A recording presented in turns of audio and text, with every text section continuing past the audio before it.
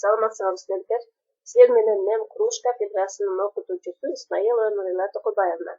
Силердин назарыңарда курулуш өндүрүшүнүн технологиясы жана аны уюштуруу предметинен лекциялык сабак. Баарыңарга түшүнүктүү болуш үчүн сабактын текстин орус тилинде, түшүндүрмөнү кыргыз тилинде берейин. Сабактын темасы курулуш өндүрүшүнүн календардык пландоо. Карала турган суроолор. Биринчи. Календардык пландын курамы жана пайдалануу максаты. Экинчи. Календардык пландын түрлөрү. Үчүнчү. Календардык планы түзүүнүн ирети. Төртүнчү. Календардык пландарды оңдоо, корректировкалоо. Сабактын максаты студенттерди курулуштагы календардык пландоонун негиздери, календардык пландарды түзүүнүн түрлөрү жана тартиби, технологиясы менен тааныштыруу. Аларга календардык пландарды түзүүнүн жалпы принциптери жөнүндө түшүнүк берүү. Долбоорлоонун негизги параметрлерин жана календардык пландарды экономикалык баалоонун негизги көрсөткүчтөрүн карап чыгуу болуп эсептелген. Объектилердин курулушун календардык пландоонун негизги милдеттери биринчи кезекте кадрларга келишимдик же пландалган мөөнөттөрдө имараттарды жана курулмаларды пайдаланууга тапшырууну капсыз кылган курулуш монтаждоо иштеринин аткаруу мөөнөтүн жана иретин аныктоо. Экинчи, материалдык, техникалык жана башка ресурстарды жеткирүүдөгү чектөөлөрдү эске алуу менен өндүрүш ресурстарын чагымжалуу пайдалануу. Календардык план бул курулушту уюштуруунун негизги документтеринин бири болуп саналат. Бул планда иштин технологиялык ирети, алардын өз ара байланышы, ар бир жумуштардын аткаруу убактысы жана ресурстарга болгон муктаждыгы көрсөтүлөт. Календардык план курулушту уюштуруунун негизи болуп эсептелинген эки пост жана ППР деген документтердин курамында болот. Календардык пландын негизинде объектини куруу иштери аткарылат, аткарылган жумуштар үчүн акы төлөнөт, керектүү ресурстар өз убагында жеткирилет, ушул объектиди курууга катышкан катышуучулардын иштери координацияланат дагы, объектини куруу боюнча ыкчам оперативдүү башкаруу жүргүзүлөт. Бир имаратты же курулманы куруш үчүн календардык планды түзүү төмөнкү иштерден турат. Биринчи, ар бир жумушту аткаруу ыкмаларын, методдорун тандап алабыз. Анан жумушка кеткен убакытты жана курулуш машиналарынын иштөө убактысын аныктайбыз. Иштин иретин жана аткаруу мөөнөтүн тактайбыз. Ушул эки эсептөөнүн натыйжасында курулуш, монтаждоо жана башка жумуштарды аткаруу графикти түзөбүз. Түзүлгөн график календардык график деп аталат дагы. Ушул графиктин негизинде курулуш аянтына керектелүүчү курулуш конструкцияларды, буюмдарды, материалдарды жана жабдууларды жеткирүү үчүн графиктерди түзөбүз. Календардык графиктин негизинде курулуш машиналарына, технологиялык жабдууларга, курулуш монтаждоо шаймандарына жана башка керектелүүчү нерселерге болгон муктаждыкты аныктап, алардын графигин түзөбүз. Календардык пландардын 4 түрү бар. Биринчиси бул посттун курамында сводный календарный план деп аталат. Экинчиси ППРдин курамында объектный календарный график деп аталат. Үчүнчүсү оперативдик пландоонун курамында календардык иш графиктери деп аталат дагы. Төртүнчүсү технологиялык картанын курамындагы сааттык же болбосо минуталык календардык графиктер. Посттун курамындагы сводный календарный план бир нече объекттерди куруунун кезегин аныктайт. Башкача айтканда, ар бир объектинин баштоо жана аяктоо датасы, даярдык мезгилинин убактысы жана бардык объектинин курулуш мөөнөтүн аныктайт. Бул графикти иштеп чыгыш үчүн биринчи кезекте курулушту фазаларга, биринчи кайсы объектин ишке беришибиз керек, экинчи кандайдыр кезектерге бөлүп алат экенбиз, же болбосо ишке берүү комплекстери деп аталат технологиялык блокторго бөлүп алышыбыз керек экен. Бул сводный календарный графикти долбоордун башкы инженери жана кандар кол коет. ППРдин курамындагы объектинин календардык планы бул бир объектиге жасалган план болуп эсептелинет. Курулуш башталгандан тартып эксплуатацияга тапшырганга чейинки ар бир иштин түрүн, аткаруу кезегин жана убактысын аныктайт. Аягында ошол бир объектини канча мөөнөттө курушубуз керек ошол аныкталды. Адатта мындай план объектинин көлөмүнө жана татаалдыгына жараша айларга жана же болбосо күнгө бөлүнөт. Жумуш календардык графиги бул курулуш мезгилинде үзгүлтүксүз жүргүзүлүп турган ыкчам пландаштыруунун элементи. Жумуш графигинин максаты бир жагынан объектилердин календардык графигин деталдаштыруу, экинчи жагынан курулуштагы кырдаалдардын бардык түрлөрүнө өз убагында жооп берет. Технологиялык жана эмгек процесстеринин карталарынын курамындагы сааттык же мүнөттүк графиктер ушул карталарды ким иштеп чыкса, ошолор тарабынан түзүлөт. Мындай графикте жумуштардын аткаруу мөөнөтү саатына же болбосо минутуна жараша берилет. Мындай графиктер кырдааттык менен иштелип чыгыш керек, себеби ар кандай шартта иштөө мөөнөтү өзгөрүп кетиши мүмкүн. Ошон үчүн олуттуу өзгөртүүлөр кирип калышы мүмкүн. Календардык планды түзүү үчүн алгачкы керектелүүчү маалыматтар. Биринчи кезекте бир объектинин календардык планын түзүүсү үчүн биз посттун курамындагы комплекстүү календарный планды алышыбыз керек экен. Экинчи, ушул объектини кардар менен башкы подрядчынын ортосундагы подряд келишимде каралган куруу мөөнөтүн билишибиз керек экен. Жана ар бир объектиге норма боюнча куруу мөөнөтү берилет, ошол мөөнөттү билишибиз керек экен. Үчүнчү, проектидеги жумушчу чиймелер жана сметалар керек болот. Андан кийин курулушка катышкан ишканалардын техникалык мүмкүнчүлүктөрү жөнүндө маалымат керек болот экен.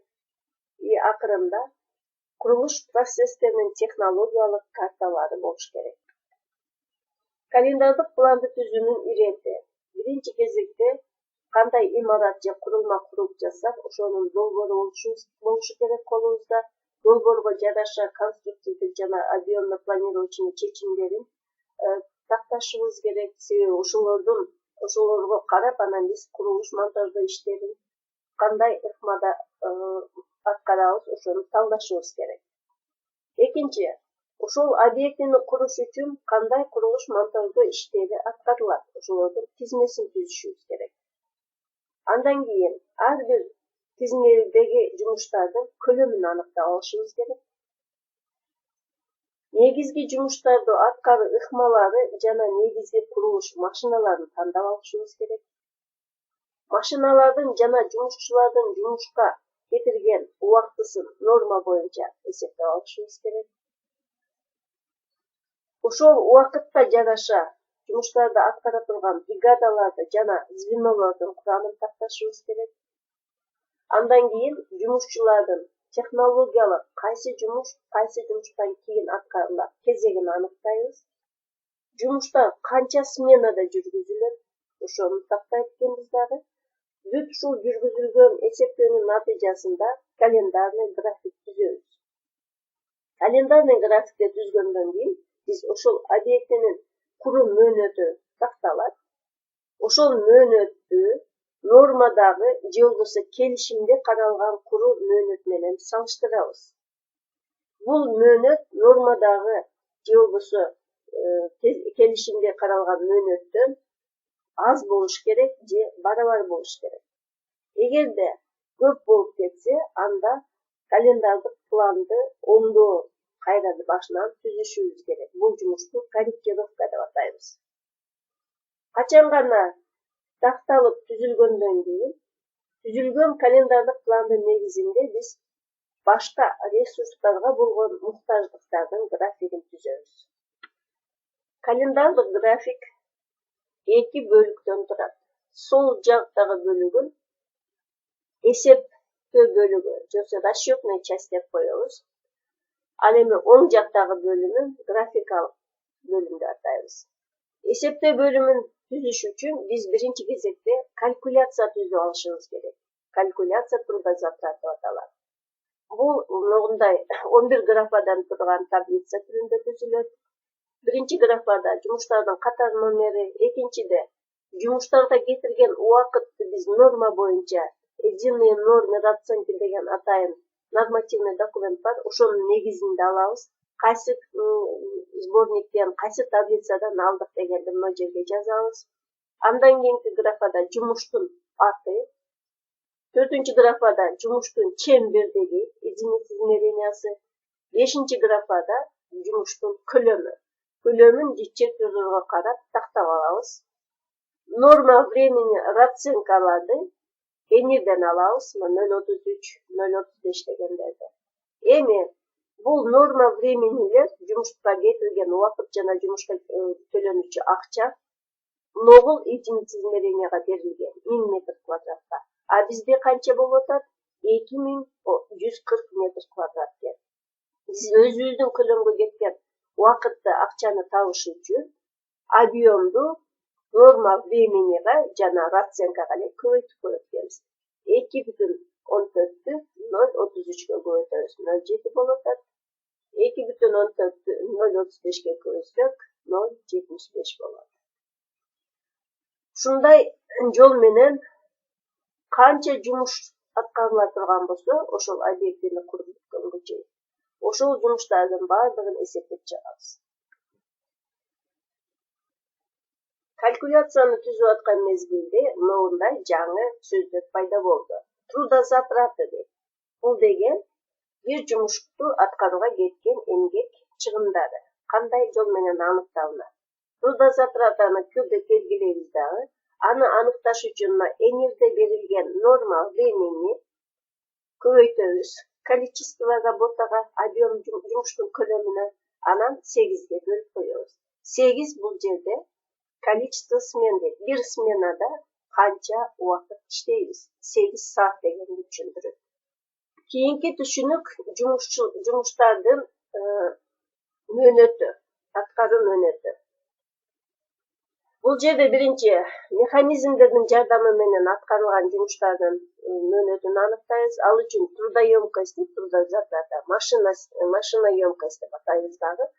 Аны бөлүп коет экенбиз. Канча смен аткарылып атат жумуш, анан канча машина иштеп атат. Ушунда күнүнү эсептейбиз. Ал эми жумуш механизми жок кол менен жасала турган болсо, анда болгону машиналардын ордуна жумушчулардын санын жазып коебуз дагы. Жумушчулардын кетирген убактысын аныктайбыз. Человека смен. Мына жерде машина смен деген единица измерения, бул жерде человека смен менен эсептелет.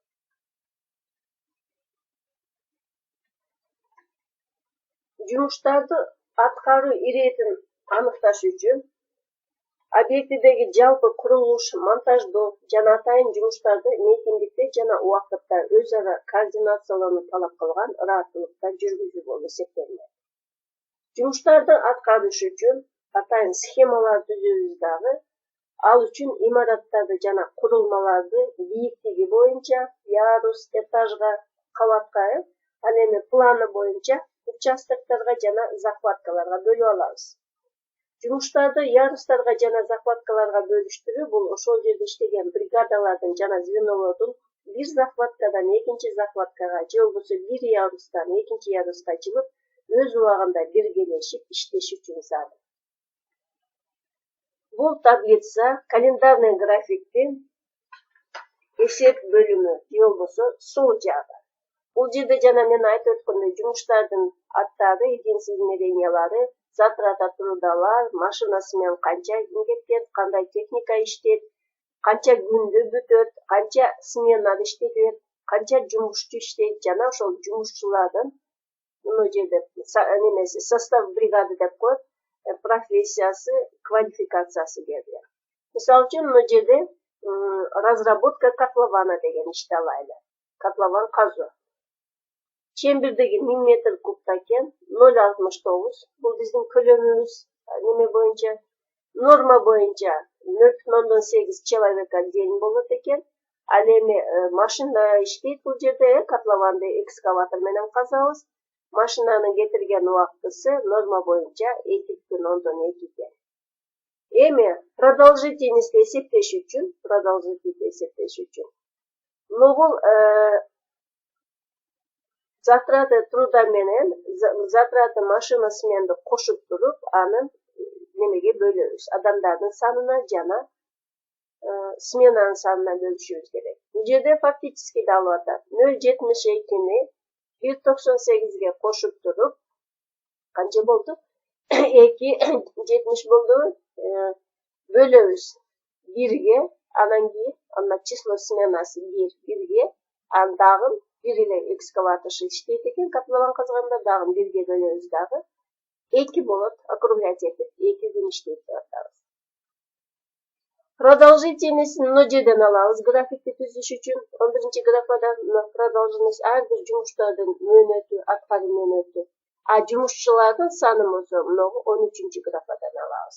Мына азыр эстеп калгыла. Биринчи жумуш устройство временных зданий сооружений 5 күн болот экен, 6 адам иштейт. Мынагу графиктин өзү. Же болбосо оң бөлүгү, календарный графиктин өзү. Биринчи жумушту айттым эле, 5 күн иштейт экен, мына 5 күн иштеп атат, 6 адам үстүндө жазылып атат. Күндөрдү мындай кылып бөлүп алганбыз. Мына күндөрдүн, жумуш күндөрдүн катар саны, ал эми үстүндөгүсү айлардын числосу. Мисалы үчүн апрель айында баштасак, 3-апрелде 4-ü, 5-и деп немеси коюлуп атат, 6-сы, 7-си. 8-9 выходной, 10 деп кетип атат. Мына айлардын неме даталар, а мына болсо жумушчу катар күндөр. 5 күн иштейт экен 6 адам. Кийинки жумуш канча күн иштейт экен? 9 күн иштейт экен 6 адам. Андан кийинки жумуш 6 күн иштейт экен 6 адам. Көрдүңүзбү? Бирок методдорун өткөнбүз биз, курулушту уюштуруу методун последовательный бир жумушту аткарып, анан экинчи жумушка өтө турган болсок, бул жерде не болот, убакыт өтө созулуп кетет. Ошон үчүн мынагындай поточный метод деген ыкма бар. Бул иш бүтүп мына ишти баштаганга шаг боло турган болсо, шуну менен параллельно эле мына жумушту аткарып кете беребиз. Ушундай калькуляцияда түзүлгөн күндөрдүн баарын коюп чыгабыз, үстүнө адамдардын санын жазып чыгабыз дагы, таблицаны, графикти түзөбүз. Мына жалпы графиктин өзү. Мына мен айтып аткан сол жагы расчетный часть, а мынагу оң жагы. Графикти түзүп алгандан кийин, ошонун негизиндеги мына графиктерди түзөбүз. Биринчи график бул жумушчулардын иштөө графиги деп аталат. Экинчи график машинелердин, механизмдердин иштөө графиги. Ал эми үчүнчү график материалдарды, конструкцияларды объектиге ташып келүү графиги деп аталат. Корректировка деген түшүнүк бар. Календардык пландарды түзүп аткан мезгилде корректировка жүргүзөбүз, же болбосо уже курулуш жүрүп аткан мезгилде корректировка жүргүзөбүз. Эмне максат менен? Календардык графикти түзүп атканда жана айттым, мөөнөтү биздин эсептеп чыккан мөөнөт норма боюнча же болбосо келишимде каралган мөөнөттөн көп болуп кетсе, анда биз кыскартышыбыз керек. Ошол өзүбүз аткарабыз, курабыз деген айга куруп беришибиз керек. Значит, графигибиз ошол немеге мөөнөткө ылайыкташы керек экен. Аны кантип өзгөртүүлөрдү киргизебиз?